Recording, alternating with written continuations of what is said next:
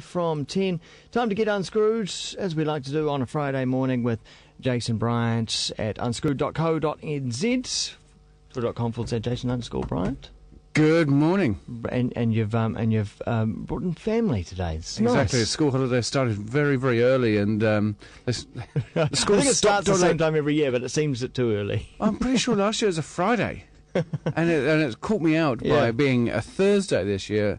Why don't you just complete the week? Yeah, I remember. We've got 7 weeks off, or they've got 7 weeks off, and why don't they just complete the week? I remember. It must be always that it was the just under 2 weeks away from Christmas you'd finish school. Yeah. But man, I remember leaving school and then Christmas seemed like ages away. Still like, oh, when's Christmas? I remember the summer holidays. I mean, it seemed to go on for like a year. Yeah, I mean, that's how long it went. Now kind of those 7 weeks flash by, and it feels like a day. Yeah. But when you're small, time goes a lot slower. Oh, and so 7 weeks and 1 day. And they've got this other crazy thing that this is my rant, I'm going to get off my chest. That the Friday before Waitangi weekend, so they're still in their school holidays, the Friday before they've got a 15-minute interview, 3-way interview. What for? A parent-teacher child interview to set some goals. Oh, okay. She's 6.5. Set goals, come on. They should be setting goals for my child. Yeah. We shouldn't be discussing it. No. There should be clear goals. Yeah. Yeah. Yeah. And they're going to be at school from this hour to this hour during the day. Otherwise, I don't want to hear anything more. Exactly. And I mean, it's just insane. So, and it's before a long weekend. Yeah. Waitangi weekend. Yeah. How many people are going to turn up to that? Yeah. Those who have got a conscience, probably, who get a bit stressed by it, but still, it is going to be a great summer ahead. Yeah, fingers crossed. Fingers crossed. Yeah. It hasn't been that great so far. Bit really. damp. Bit. Just a bit. Let's understate it's something. It's going to be wet in Auckland until Christmas. Certainly Christmas Eve is wet. And I was fortunate enough to cycle across the bridge last weekend in that Telstra Clear Challenge. Oh, you did that. Tell us about that. Did they put all the buses? They lined all the buses. They lined all the buses. We started an hour and a half late. Yeah. So by the time we started, I was freezing because we got there at 5:45 in the morning for a 6 o'clock start. Right. Didn't leave until 7:30. Okay. Why, did they delay it because of the wind? The wind, and then someone crashed on the motorway and on the bridge, and so there was this kind of whole trickle-down effect that happens, and so it delayed the start. The top riders sped off and did it in 2 hours 47 minutes, despite the wind, and the wind was brutal. Nearly knocked me off my bike numerous times. It always seemed to be in their face, rather than kind of hitting me from behind and helping me. And you're going from where to where? Going from over the bridge, up to Constellation, around Paramaramu, up to Albany, through Albany on Ridge Road, down to Taupaki, and then to Kimu Showgrounds. Oh, wow. So it's 110k. Oh, wait. And on some metal roads as well? And one section, a 4-kilometre section on Metal Road. Do you know the most embarrassing... Actually, there's two most embarrassing things about it. Heading up to Constellation, I passed this guy on a BMX. Yeah. Right? Which is good, yeah. I said to him, as I passed him, I said, "Gee, you're brave, mate." That is, as I sped past him. Yeah. With about 10k to go, he passed me. That's like saying, how about this heat, mate? Yeah. You're brave. You're brave. I've got With one, this boss. wind, you've only got one gear, there's lots of hills.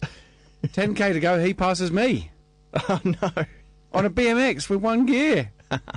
That's kind of insulting. Wow. And then just following him was Santa and a reindeer on a tandem passing me as well, that I'd passed earlier as well. Oh, the shame of it. It was the shame. What So I came out and I've lost the use of my 2 fingers Legs. on either hand. Really? Yep.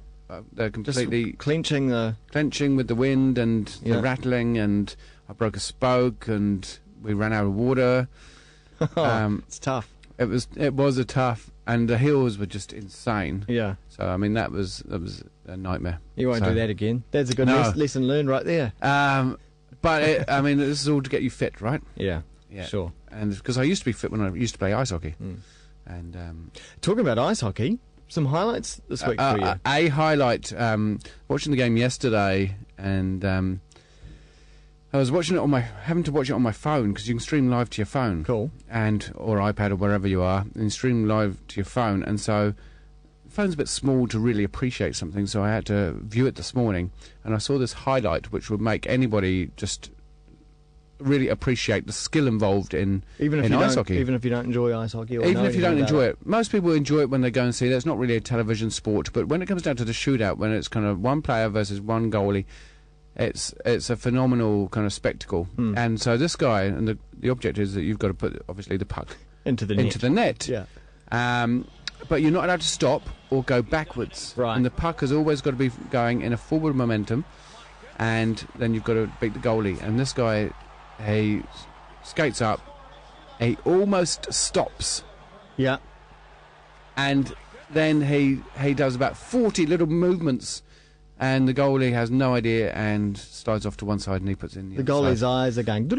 Yeah, I mean, he's probably put them into a kind of hypnotised them. Yeah. Watch the puck, watch the puck.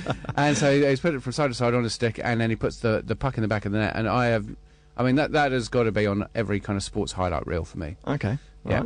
Right. I was blown away. So seeing it in full colour, and now that with Apple TV, I can see it on 42-inch. Can you? Glorious, high definition.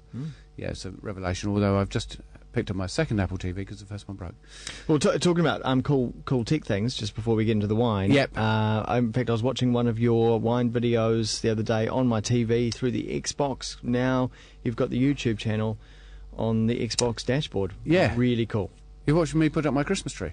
I did, actually. Yeah. You put a time-lapse video of you putting up your Christmas tree. And do you know what? I wanted to run it, and next time I'll do every 2 seconds. Right, because I did it every 5 seconds, thinking I don't want to make the film too long, but it ended up with every 5 seconds. There was only about 10. It's called Real Moments. Real Moments for iPhone. REEL. Yeah, moments. And it does time lapse. And it does time lapse, and you can set the time lapse, so you can make some really, really funky videos and stuff with it. Does it actually spit out the video at the end for you? Okay, cool. Yeah, you just save it to your library or whatever. And it spits it out at the end, and then you can also upload it straight away to YouTube. And so that's what I did from my phone. Into the wine. The wine. We're going Central Otago because we did a little thing kind of about Central, and this is Spitfire. Wow. I know it's quite a for me it's a slightly unusual name for a Gewurztraminer, which is a Germanic grape variety. Yeah. Gewurztraminer. Talking about the very most British of aeroplanes. British of aeroplanes, but the German of grapes, right? Which won the Battle of Britain against the Germans, and so I found the irony kind of quite amusing. Of course, there's the car as well. The Spitfire. Oh, Triumph Spitfire. Yeah. So again, very Triumph very British. Spitfire. I mean, it's very, very British. Yeah. It's got a beautiful. It's a car that I always wanted, the Spitfire. Yeah. Not because of its Britishness, but because it was quite stylish for an English car. And then we got rid of all of our car industry, it's from Rockburn, Central Otago, and it's the aromatics of Central Otago that I really dig, rather than the Pinot Noir. Although I still get people telling me that Central Otago Pinot Noir as a brand rocks, and I'm thinking, Marlborough, Whiteborough, Martinborough, Central, those 4 regions we're making stunning Pinot Noir. So yeah, and so good to see something different from that. Yeah, region. so it's the aromatics of like Pinot Gris, which I'm sure we're going to see another kind of. We saw a little kind of blip and rise and came very in vogue a few years ago, and then kind of Sauvignon dominated Chardonnay started kind of like coming back into the marketplace. But I'm sure Pinot Gris for me from Central Otago is gonna rock this world. Could be next year, the year for Pinot Gris. Yeah, I think so. So I really like the aromatics from Central, and I really like Gewurz. I don't like overly dry Gewurz. So this is all from Cromwell, from that Packburn region, and you can smell the aromatics. Definitely, it just spill over in the glass, right? Musky smell. Yeah, and it just, for me, if you draw up this this picture and image, kind of where you've got that bubbling hot cauldron with all in the cartoons with all the kind of stuff spilling over the edge. If you could see the fruit, yeah, that's what this would be doing. It just literally spilling over the edge. Stick some dry ice in there. Yeah. It's got a beautiful lychee, guava, peel, candied peel,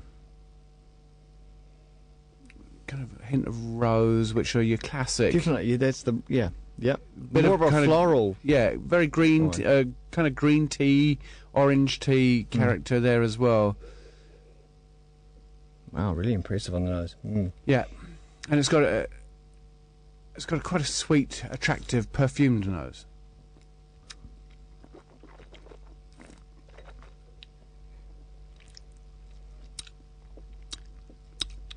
Big, rich, lush, candied fruit. Very full, explosive. Yeah, it is. It's like someone letting off a little banger in your mouth of fruit. Yeah.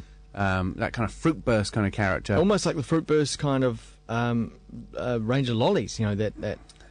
But it doesn't taste synthetic. It does taste quite natural. It's got quite good length as well. For me, I like it, and I think that... What would you pair a Gewurz like this with? Well, this is always the hard thing. Because it's kind of desserty. We're heading down that road, either on its own, but you could only have kind of at the end of a meal or something like that, or with something not overly sweet so you don't just dominate this wine. It needs to be something quite light, so that you get the balance with the wine, because it's still quite a delicate wine. Despite that kind of initial fruit burst at the front of your mouth, it's really quite delicate now. Could you have it with a fruit platter? You could have it with some fruit. You have to be probably pretty careful with some fruit. You can have it with some cheeses. But yeah, you wouldn't be able to drink the whole bottle. Right.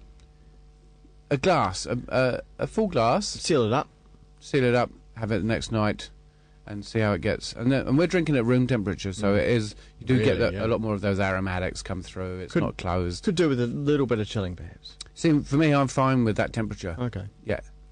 But yeah, I like to see when it's poured into a glass, though. I like to see that little chill on the outside, especially in the height of summer, which we haven't got yet. Yeah. But when it arrives after Christmas, when everybody's camping, or back from their camping trips. I've got some friends who are supposed to go camping this weekend, and they've cancelled. But it was going to be a really good wine, and I mean, it's when you think about it, 2011. This has got probably another 3-4 years in it as well. All right, unscrewed.co.nz. 91 points. 91 points, pretty good. You'll find this is a video again up there, a bunch of other videos up there as well, and twitter.com/Jason_Bryant. Thanks, Jason. Bryant.